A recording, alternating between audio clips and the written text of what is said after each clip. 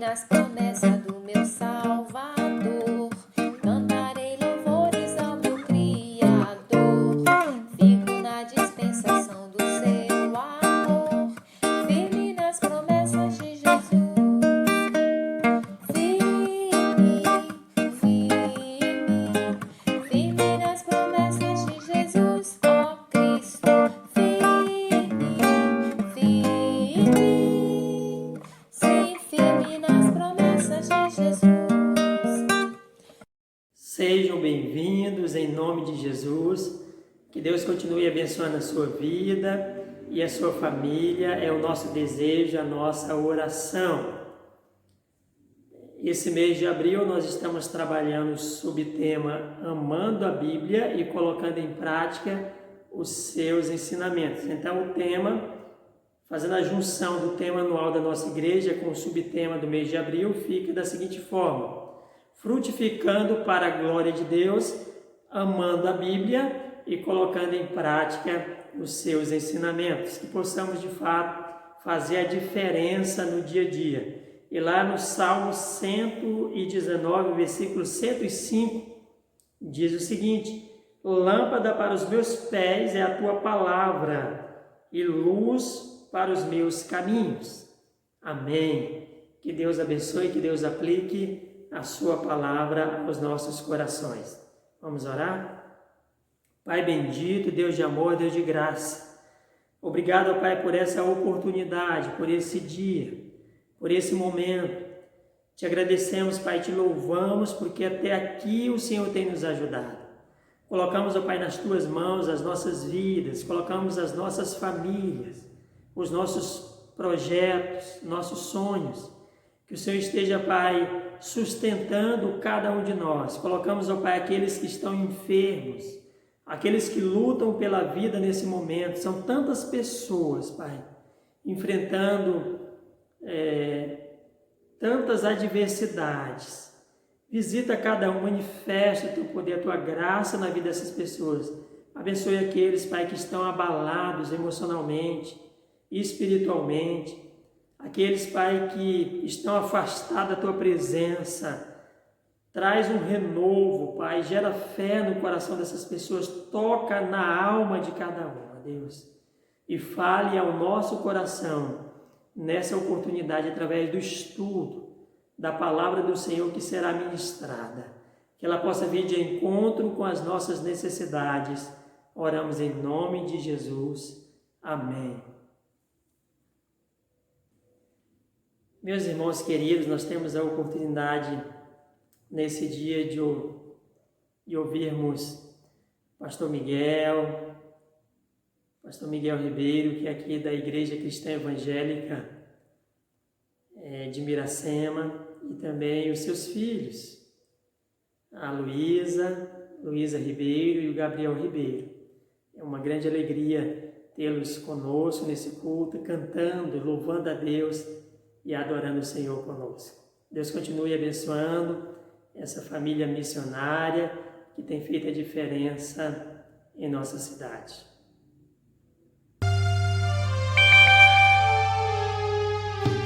Ó Pai, eu queria tanto ver o meu Senhor descer, vindo me encontrar. Eu posso até imaginar a refulgente glória do Senhor Jesus,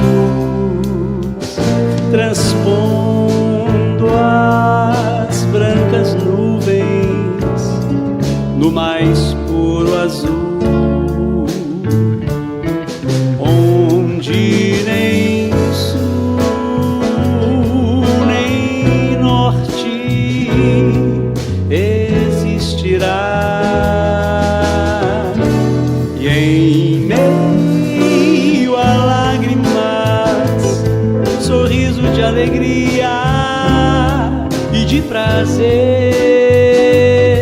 eu que era cego agora posso ver, contemplar, enfim. Por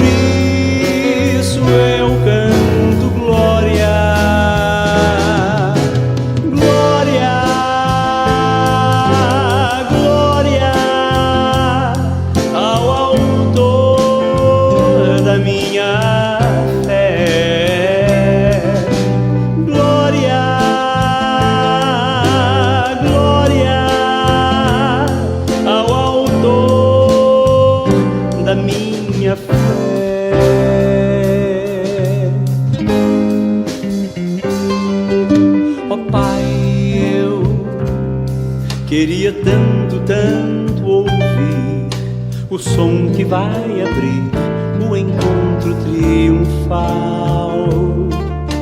Rever amigos que um dia em Cristo foram feitos meus irmãos, e agora sim podemos dar as mãos, pois temos todos somente um só Senhor. E eis o consolo que envolve a minha vida, o meu Senhor Jesus, que foi morto sim naquela cruz, voltará, voltará enfim. Por isso eu canto glória, glória, glória ao autor da minha fé. Glória, glória ao autor da minha fé.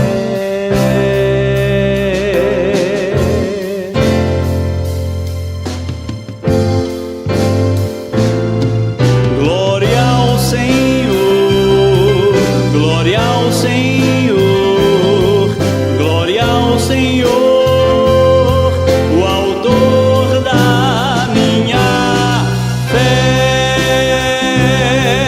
Glória ao Senhor, glória ao Senhor, o autor da minha fé. Glória ao Senhor, glória ao Senhor, o autor da minha fé. Glória ao Senhor, glória ao Senhor, o autor da minha fé.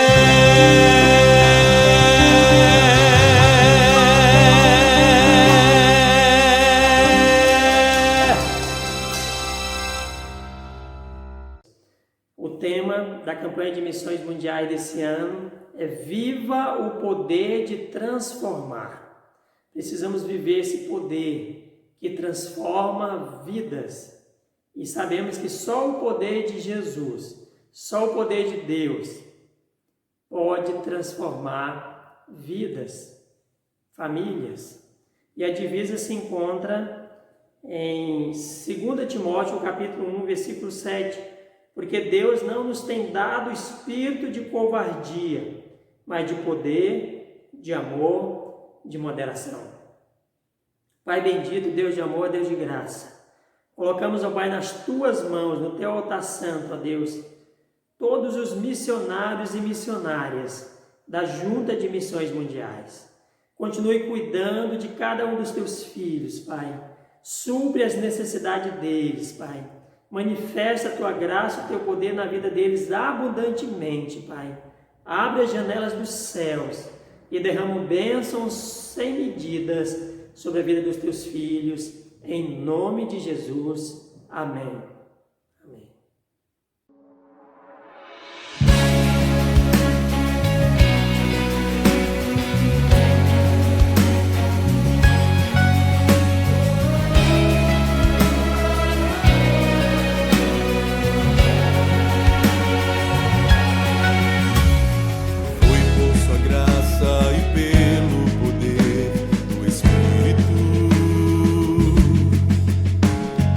Deus nos chamou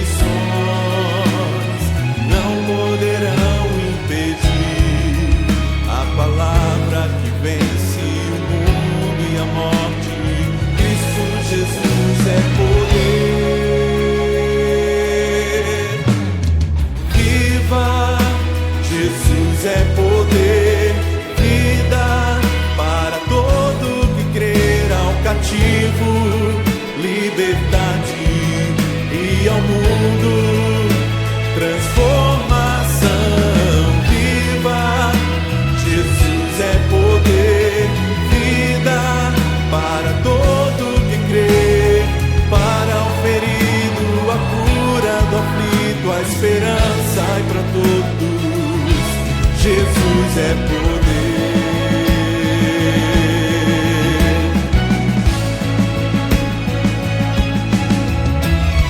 Lágrimas e aflições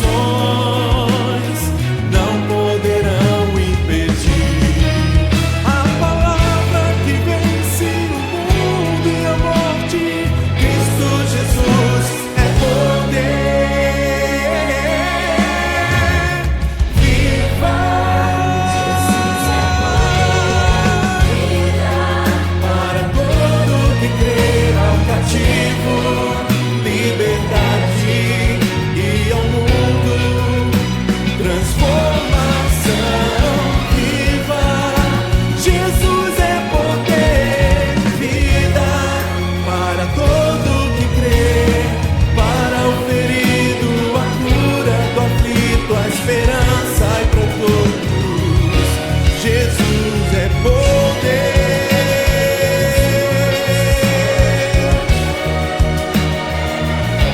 Jesus é poder.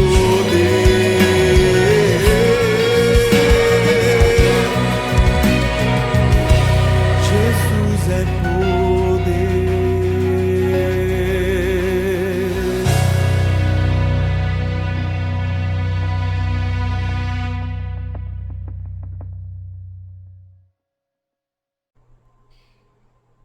A graça e a paz, meus amados irmãos, bom dia. Estamos mais uma vez na Escola Bíblica Dominical para juntos cultuarmos ao nosso Deus, aprender um pouco da sua palavra.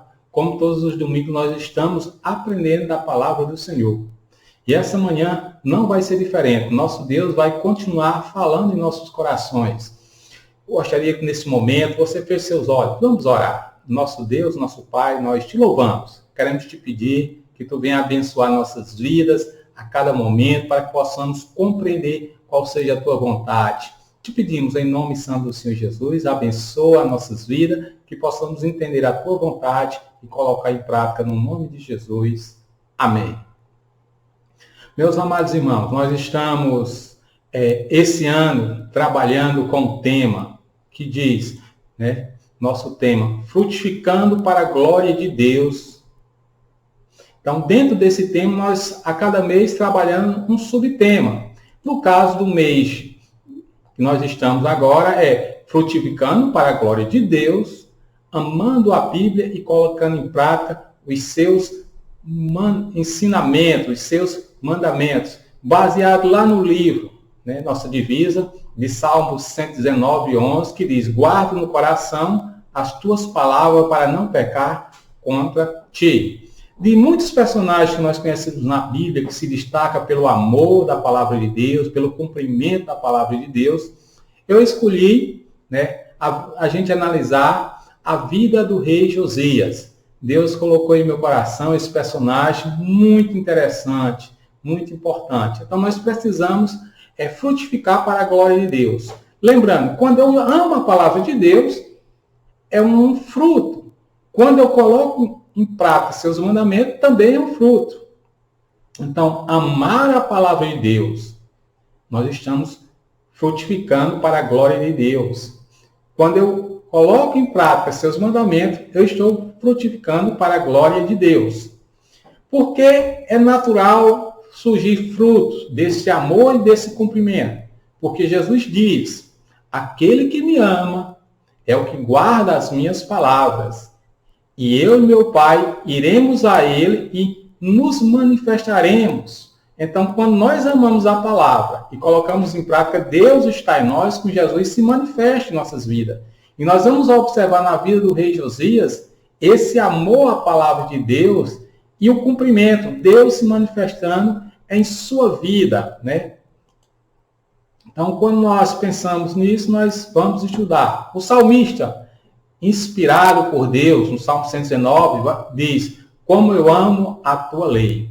Lembre-se, amar a lei do Senhor, a palavra de Deus, a Bíblia Sagrada, não é simplesmente como nós temos hoje a palavra de amor. A gente diz, eu amo meu time, eu amo essa calça, eu amo objeto tal, eu amo cidade, eu amo bolo. Essa palavra, amor em nossa língua, ela perdeu o sentido, a conotação.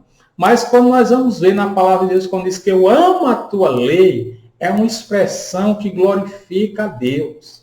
Porque esse amor aqui é o amor genuíno, é aquele amor que se entrega, é aquele amor que busca, é aquele amor que não se aparta, como está lá no livro, nós vamos dizer, Paulo escrevendo aos Coríntios, né, capítulo 13. O amor tudo pode, tudo sofre, tudo crê. Então, eu amo a lei. Você realmente ama a palavra de Deus? Você realmente coloca em prática os mandamentos do Senhor? Então, nós vamos aprender como o rei Josias. E o rei Josias, nós encontramos a história dele em 2 livros. No livro 2 Reis, capítulo 22 até o capítulo 24. E em 2 Crônicas, no capítulo 34 e 35. Então, a nossa leitura bíblica vai ser baseada em 2 Crônicas. Como o texto é longo, nós vamos contar a história, nós vamos demonstrar alguns tópicos e vamos comentar esses tópicos. Os irmãos em casa acompanham a leitura aí na Bíblia e também nos estudos. Então, vamos lá. Então, primeiro, lembrando, em 2 Crônicas, precisamos considerar quem foi Josias. Então, Josias, o seu nome em hebraico significa aquele que Jeová cura. Foi o rei de Judá que restaurou a adoração a Deus. Em sua Bíblia, você vai observar que o tema está dizendo as reformas de Josias. Então, é considerado o rei que fez uma reforma religiosa, trouxe o povo de volta para a adoração verdadeira a Deus. Ele reinou por 31 anos, né, de 640 a 610 a.C., foi o 16º rei de Judá. Lembre-se que depois da morte de Salomão, em 900, o reino foi dividido em reino do norte e reino do sul. Então, o reino de Judá, né, esse reino do norte, esse reino, né, do sul, tiveram reis diferentes, né? Uma da descendência de Davi e outras de outra descendência. Então, ele vai reinar ali o reino de Judá, onde a capital era Jerusalém. E ele começa a reinar com 8 anos de idade. E ele vai herdar um período difícil, né? Um período de apostasia religiosa, né? Um período onde Deus já tinha sentenciado aquela nação, aquele povo, que eles iriam para o cativeiro por causa dos seus pecados. Deus levantou vários profetas para que eles se arrependessem dos seus pecados e retornassem para Deus. E eles não se retornavam. E Deus, né, vai dar a Josias a oportunidade de ele fazer essa reforma religiosa. Então, nesse período de apostasia, ele vai pegar de seu pai Amon, que reinou 2 anos, ao ponto que ocorreu uma conspiração, mataram o seu pai, e a população fez um levante para tirar os conspiradores e nomear Josias apenas com 8 anos de idade rei. Seu avô Manassés foi um rei terrível, fez o que era mal aos olhos do Senhor. Então, tanto seu pai como seu avô Manassés reinou 50 anos e fez o que era terrível aos olhos do Senhor, abominações. E Josias agora, com 8 anos, vai pegar um período de apostasia, um período difícil para reinar. E a história do rei Josias, nós podemos dividir em alguns tópicos importantes. O primeiro, em 2 Crônicas. Então vamos lá. Os tópicos na vida do rei Josias. Então, com 8 anos de idade, ele se torna um rei, uma criança.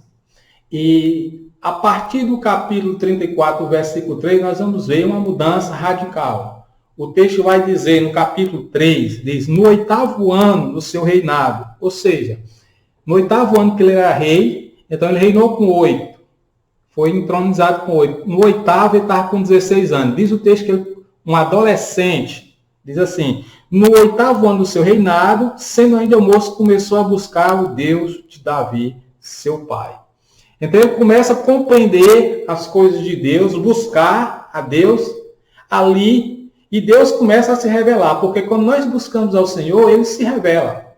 E no versículo diz, No 12º ano, começou a purificação. Ou seja, agora ele está com 16 anos, ele começa a buscar o Senhor, se preparar, entende, e com 18 anos ele começa agora uma purificação nos locais sagrados.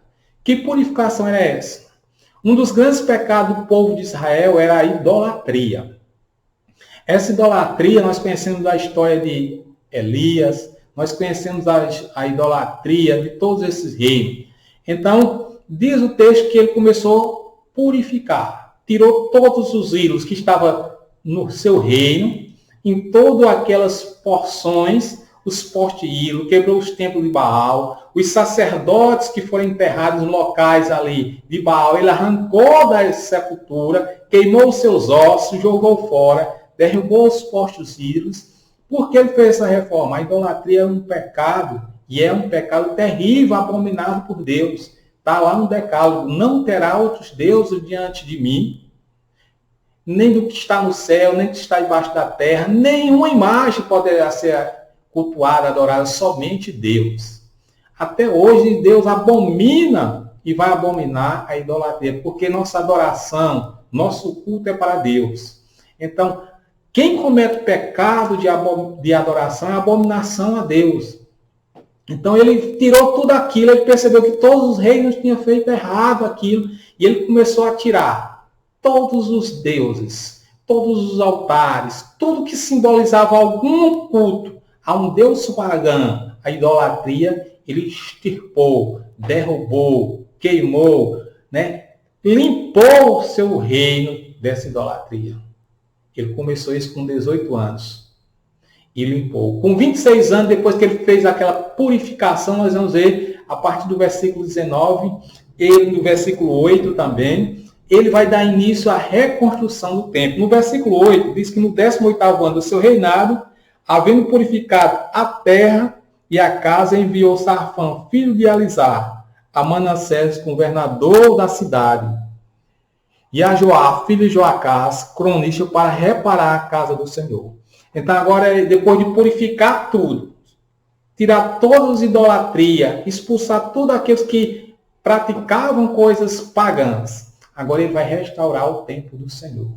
Ele vai ali reparar a casa. E ele repara aquela casa, ele manda oferta, o povo manda oferta para que o templo seja restaurado, o templo possa realmente estar purificado. E ele vai restaurar as paredes, a parte estrutural, ele vai fazer tudo aquilo que embelezava como o templo era.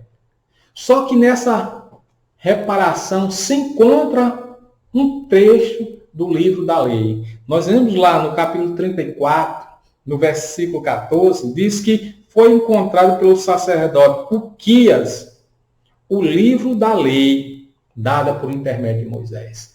Uma parte do livro da lei foi encontrada, estava perdida ali na casa do Senhor. E ao encontrar aquela parte do livro ali, leva para o rei. Quando o rei ouve o que está escrito, ele rasga as suas vestes em sinal de humilhação, de pecado, de arrependimento, de humildade diante de Deus. E diz, consultai agora o profeta, a profetisa. E a profetisa diz, olha, eu vou cumprir tudo que está escrito nesse livro. E o que estava escrito no livro era a condenação de Judá. Era a condenação que o povo, por pecar, tinha se afastado de Deus. E Deus ia trazer juízo. Deus ia trazer juízo por causa da idolatria, por causa da pornografia, da prostituição, do adultério, por causa da falta do culto verdadeiro a Deus, por falta da integridade diante de Deus, por falta das contentas. Então Deus ia trazer juízo. Mas a profetisa diz uma coisa, porque o rei Josias tinha se humilhado, porque o rei Josias tinha aplicado seu coração, ele não ia ouvir aquele juízo, mas ia ser recolhido a seus pais em tempo oportuno. E ele, quando recebe isso da profetisa, essa palavra, ele renova a aliança de Deus, chama o povo renova a aliança, faz uma nova aliança com o Senhor, aquele povo daquela nova geração ali, e ele celebra a Páscoa. Então, a história do rei Josias passa por isso. Um rei onde ele assume um reinado novo, faz uma reforma religiosa, demonstra amor à palavra de Deus e coloca em prática os seus mandamentos. Como ele colocou em prática? O que nós podemos aprender com a vida do rei Josias? Como o rei Josias frutificou através do amor pela palavra de Deus? Quais os frutos visíveis na vida do rei Josias, advindos da prática dos ensinamentos da palavra de Deus? Então, essa manhã, eu gostaria de pensar sobre frutificando para a glória de Deus através do amor à Bíblia. Em 2 Reis, capítulo 23, versículo 25, diz o seguinte: antes dele não houve rei semelhante, que se converteu ao Senhor com todo o seu coração, com toda a sua alma e com todas as suas forças, conforme toda a lei de Moisés. E depois dele nunca se levantou outro tal.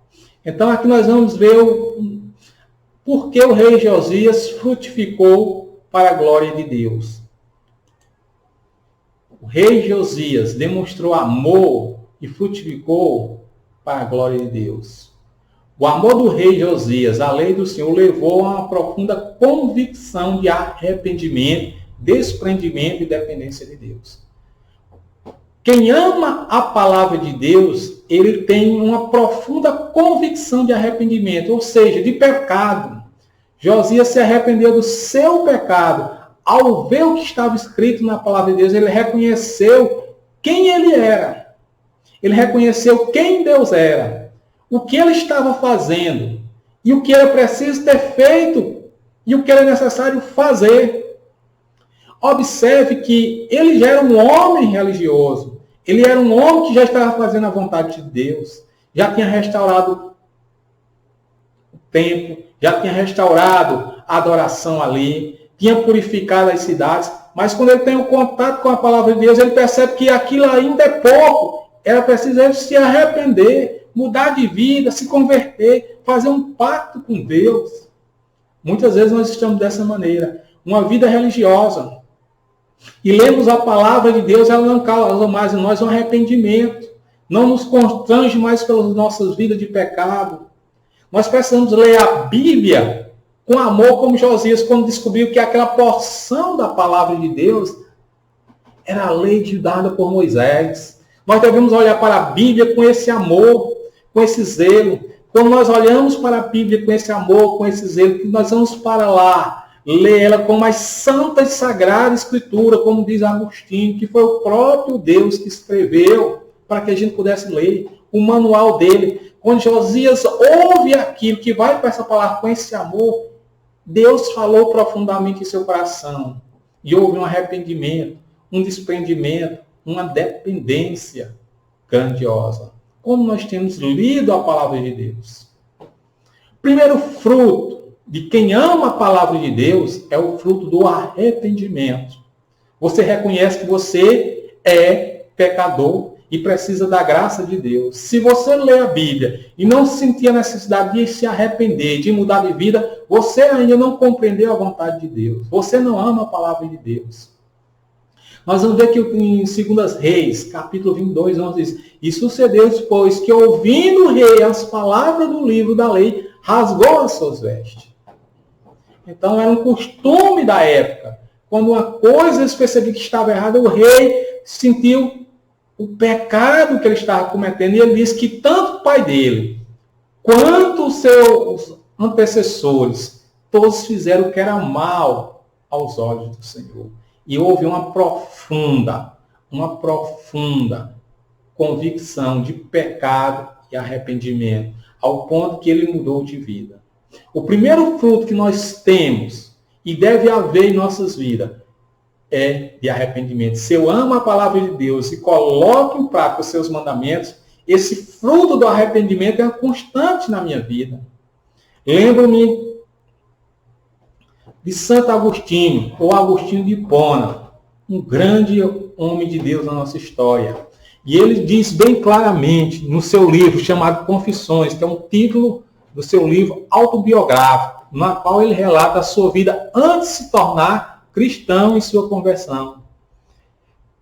comentando a sua própria obra, Agostinho diz que a palavra confissão, mais do que confessar pecado, significa adorar o Deus, né? Adorar a Deus. É, portanto, um hino de louvor, né? Ele deixa bem claro, confessar pecado é contar um hino de louvor, é cantar um hino de louvor. E Agostinho tinha uma vida totalmente perdida nos leitos dos seus pecados. Sua mãe orou por 30 anos para ele se converter. Mas como ele se converteu? Lendo Romanos capítulo 13, versículo 13 e 14. Já era um homem estudioso da palavra de Deus, um grande homem, mas não queria saber de Deus. Era um teólogo, era um filósofo, mas não queria saber de Deus. Vivia uma vida dissoluta. Mas no dia que ele teve contato com a palavra de Deus, que ele leu de forma diferente, Romanos 13, capítulo 13, versículo 13 e 14, que nos diz, lê para os amados irmãos, quando ele leu esse versículo de Romanos, no capítulo 13, versículo 13 e 14, andemos honestamente como de dia, e não em glutonarias, nem bebedeiras, nem orgia, dissoluções, nem contendas e inveja, antes revestível do Senhor Jesus, e não tenhais cuidado da carne e em suas concupiscências. Então, Agostinho, ao ler que precisava mudar de vida, lendo esse texto aqui, que devia andar de forma honesta, como de dia, não em orgias, a palavra de Deus fez a mudança em sua vida. Quando nós olhamos para a palavra de Deus com esse amor, com esse cuidado, ela fala em nossas vidas. Então, a palavra de Deus, ela é tremenda, ela é poderosa. Nós vamos ver também, não é diferente, eu gostaria de compartilhar. Um professor muçulmano confiscou o folheto evangelístico de um aluno e acabou se convertendo. Ele pegou o folheto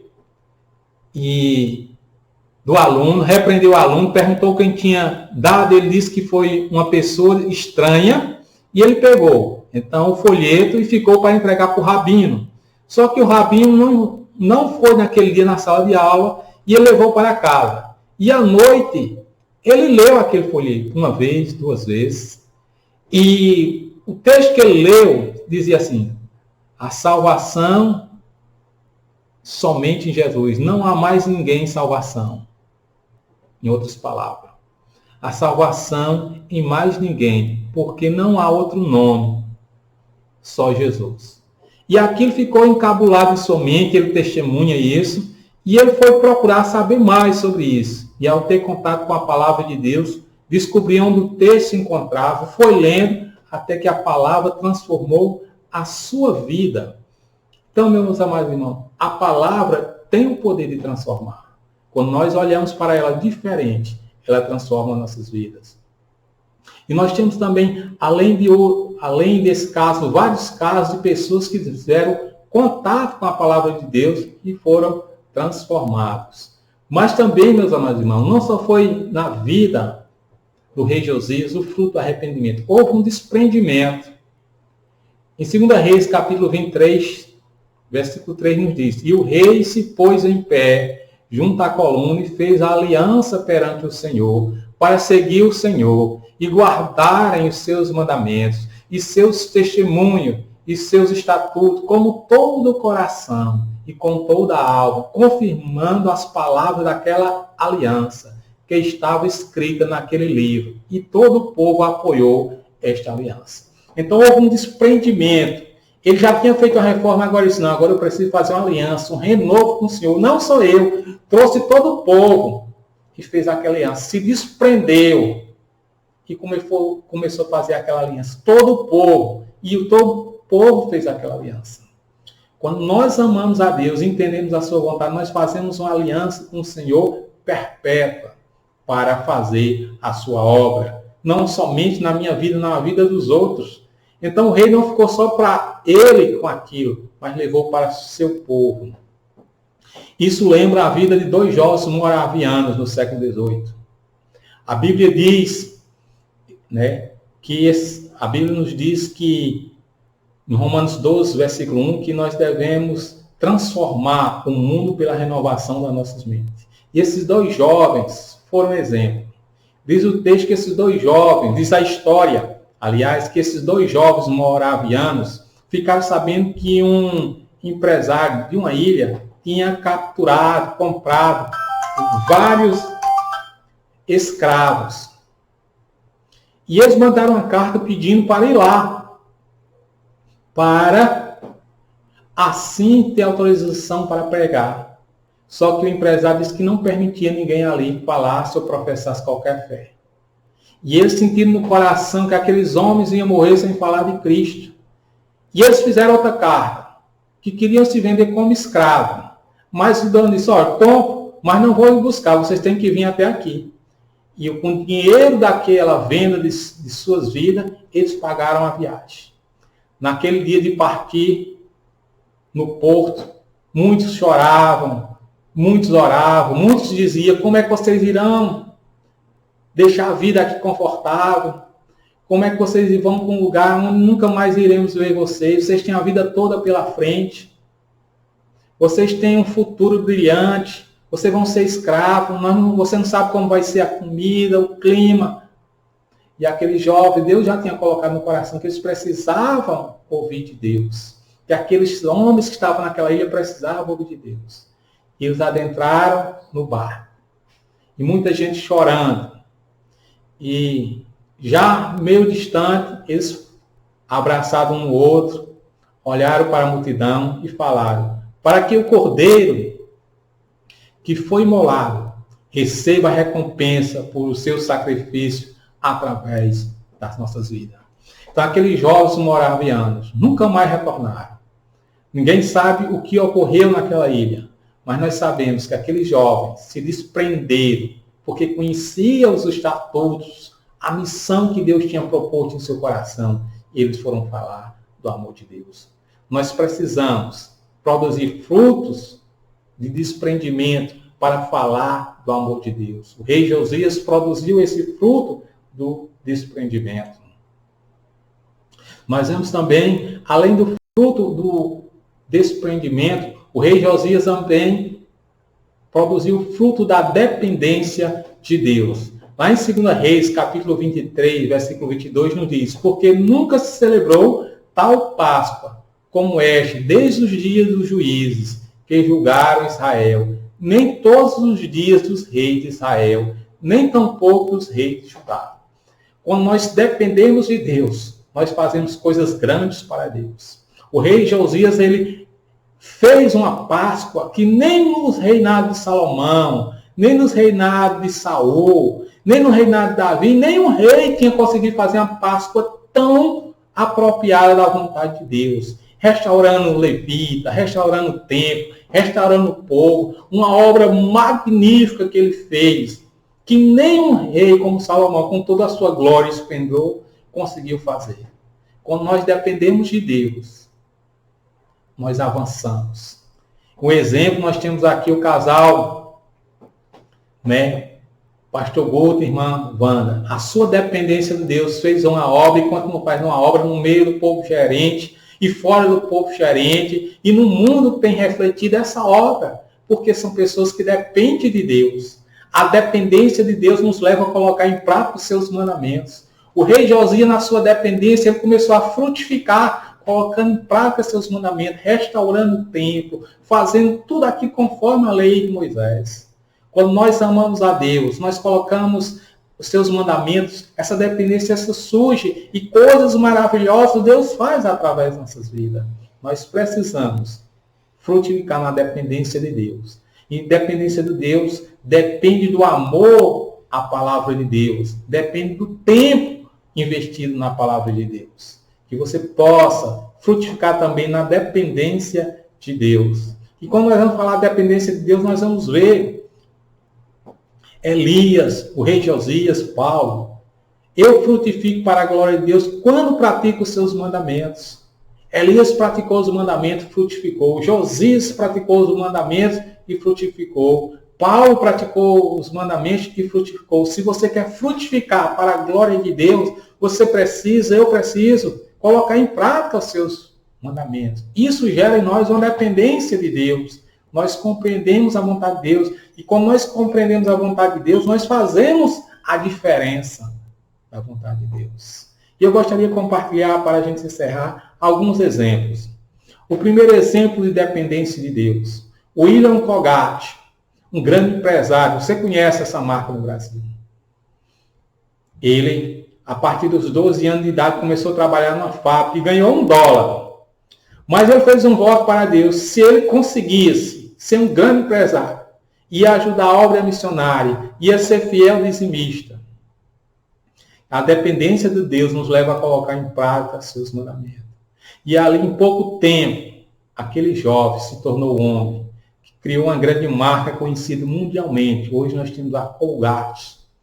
E toda a renda, ele sempre deu dízimo, sustentou a obra missionária. E aquilo que ele prometeu, ele cumpriu. Porque ele dependia, ele entendeu que aquele seu sucesso pessoal não vinha dele, mas sim da mão de Deus. E ele, para abençoar aquilo que Deus tinha abençoado, ele cumpriu a sua promessa. Ele cumpriu os seus mandamentos. Nós vamos ver, quem não conhece aí as veias Quaker, Henry Grow, a história nos conta que esse homem, por muito tempo, sustentou, não somente com 10%, mas ele fez um propósito com Deus. Ele tinha vontade de pregar a palavra de Deus, ele tinha vontade de ser um grande missionário na sua época, e ele ouvindo certa vez um grande pregador chamado Moody, ele ficou encabulado com aquela palavra, que ele dizia, um homem na mão de Deus pode transformar o mundo. Mas ele contraiu tuberculose, teve que passar 7 anos afastado de tudo, não podia. E ele fez uma oração para Deus, dizendo, Senhor, eu não posso ser um grande pregador, mas eu posso ser um grande empresário que vai financiar homens como esse grande pregador Moody, para que vidas possam se converter.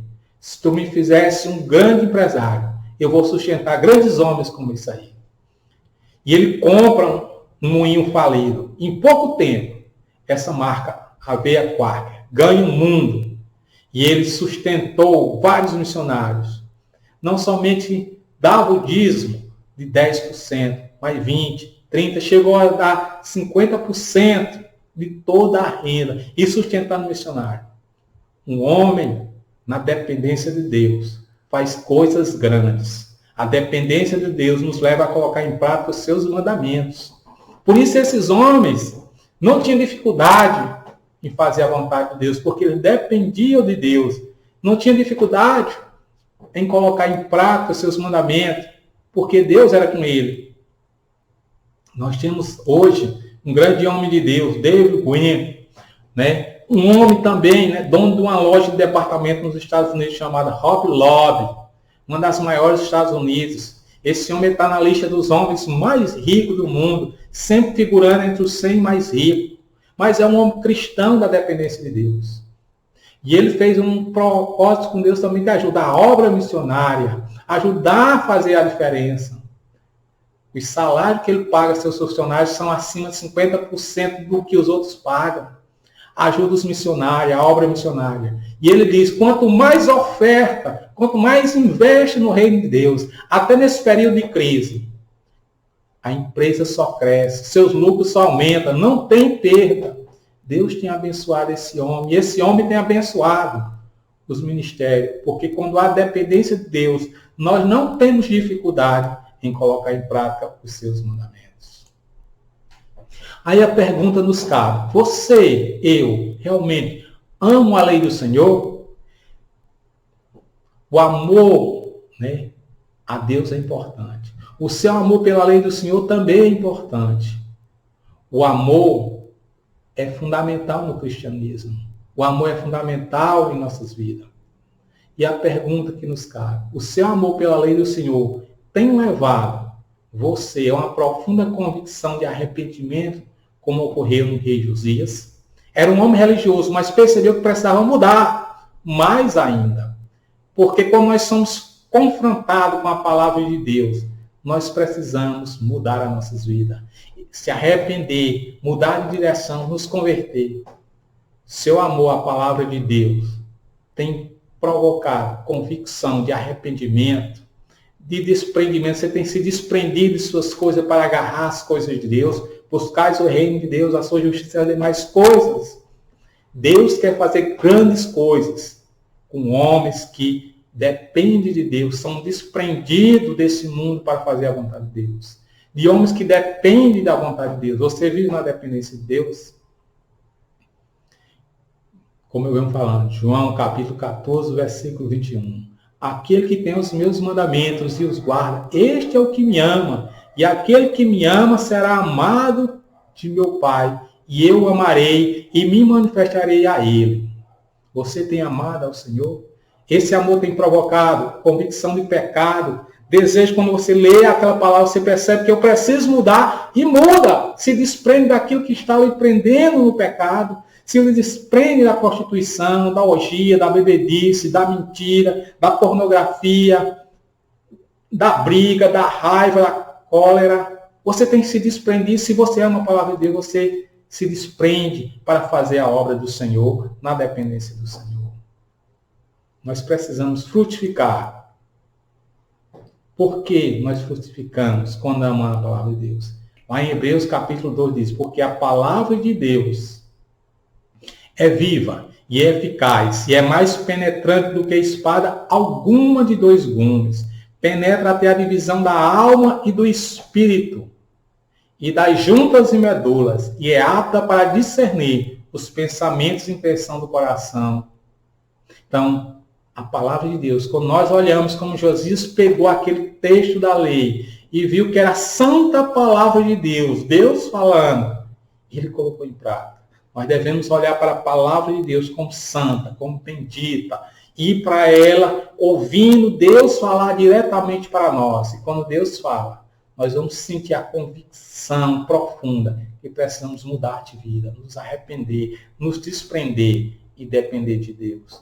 Que Deus abençoe as nossas vidas a cada dia, a cada momento. Que Deus possa, assim, nos dar sabedoria para que possamos fazer aquilo que Ele quer. E o que Ele quer é que a gente frutifique para a glória de Deus, amando a sua palavra e colocando em prática seus mandamentos. Como esses grandes homens de Deus que nós vimos e como tantos outros no longo da história têm se mostrado. Que Deus abençoe a sua vida, a minha vida, no nome de Jesus. Amém.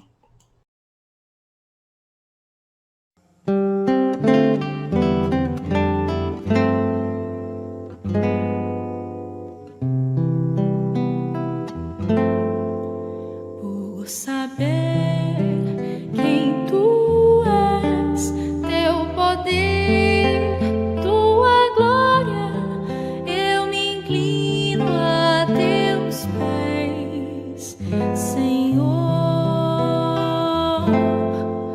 Por saberes quem sou, meu sofrer, minha história, prova o meu coração, Senhor.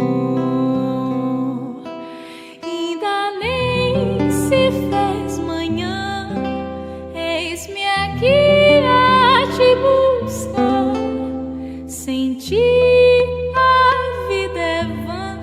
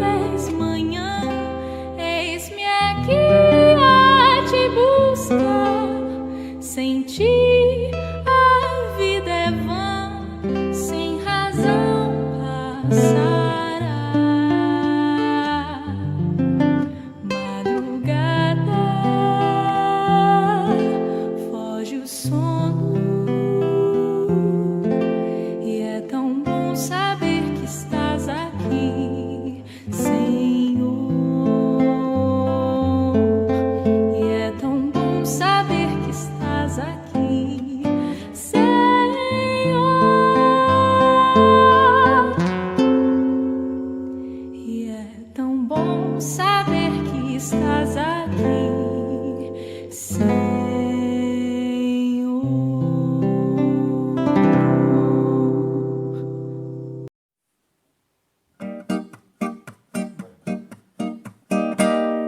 Firme nas promessas do meu Salvador.